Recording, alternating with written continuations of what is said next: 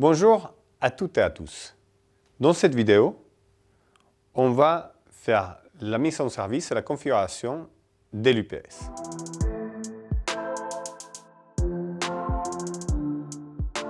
La première chose à faire, c'est alimenter l'UPS depuis le tableau d'alimentation. Après, on va à l'UPS,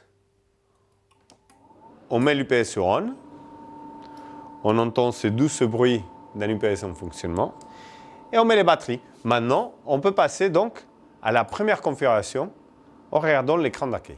On pourra utiliser ces 5 boutons. On a le bouton Escape, haut, bas, entrée et on-off. On va utiliser principalement les flèches vers le haut, vers le bas, ainsi que le bouton Entrée pour faire la configuration.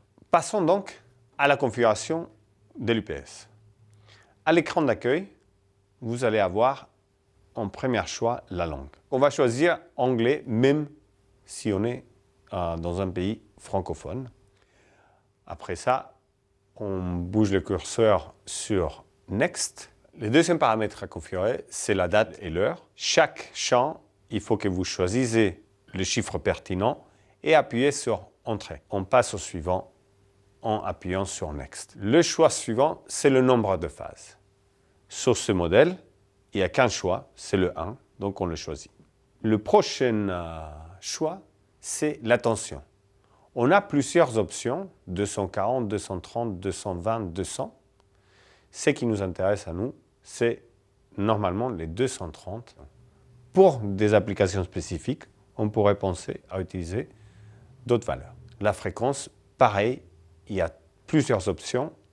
Il y a automatique, convertisseur de fréquence 60 Hz, convertisseur de fréquence 50 Hz. Nous, d'habitude, on choisira automatique.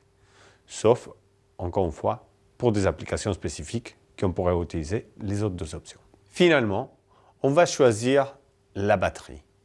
Dans le menu, vous verrez, il y a le choix des batteries externes. C'est ça qu'on choisira. Il y a aussi la batterie customisée. On ne l'utilise pas d'habitude. Une fois choisi la batterie externe, vous allez être envoyé dans le choix de la batterie. Sur le capot de pack de batterie, vous trouverez le numéro départ. Normalement, si vous avez commandé des MSF logistiques, le pack de batterie, ça sera un 07. Dans les choix du menu, vous n'aurez que 05 ou 09. Il faudra choisir le 05. Dans des cas spécifiques où vous êtes été dépanné par OCA qui vous ont donné un pack de batterie, ça se peut que vous aurez les 09.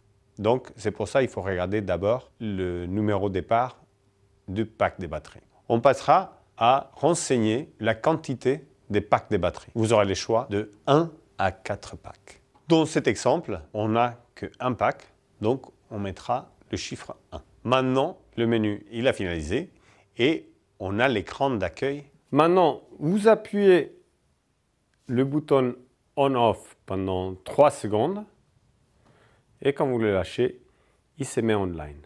On va aller chercher dans le menu en appuyant le bouton Enter. On va aller chercher le menu Settings. Dans Settings, on appuie le bouton Enter et on va aller chercher le menu Batterie. Dans Batterie, on va défiler pour aller chercher le courant de charge. Les courants de charge, on va les choisir selon la quantité de batterie qu'on a connectée à l'UPS. Soit 1 ampère pour un pack de batterie, 2 ampères pour 2 packs de batterie, et ainsi de suite jusqu'à 4. Ici, on a un pack de batterie, on sélectionne donc 1 ampère. Après avoir sélectionné le courant de charge adapté au pack de batterie, on va enregistrer la date d'installation des batteries pour pouvoir avoir une vision de la durée des batteries et aussi pouvoir prévoir son remplacement si besoin. Comme vous pouvez voir, le premier champ, c'est l'année et ça commence à un chiffre improbable. Pour ne pas passer 30 minutes à faire cette configuration, on va juste mettre le dernier chiffre de l'année, donc 21 pour cette cas-ci, et après les mois et les jours. Maintenant, tout est fait. On enregistre toutes ces opérations, c'est-à-dire la mise en service, le jour de la mise en service sur Memo, et comme ça, notre UPS il est prêt à être utilisé. On passe à la dernière étape qui est vérifier que tout va bien au niveau du tableau de distribution de notre service critique. À noter qu'on doit bien vérifier que la sortie output elle est à 230 volts et 50 Hz. Donc, sur notre tableau de distribution pour les services critiques, on va mesurer en utilisant les meilleurs amis, bon, les deuxièmes meilleurs amis de l'électricien, parce que le premier c'est qui? Le VT35. Et donc, on se met avec le multimètre en position volt et on vérifie qu'on a bien 230 volts sur la sortie de l'UPS. On vérifie aussi la fréquence en faisant la même opération, mais sur la position Hertz, et on voit bien qu'on a 50 Hz.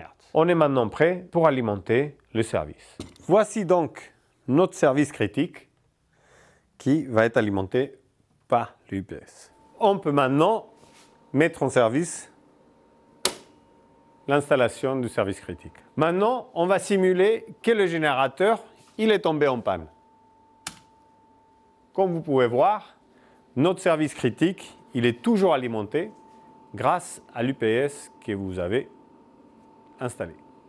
Merci beaucoup et à la prochaine.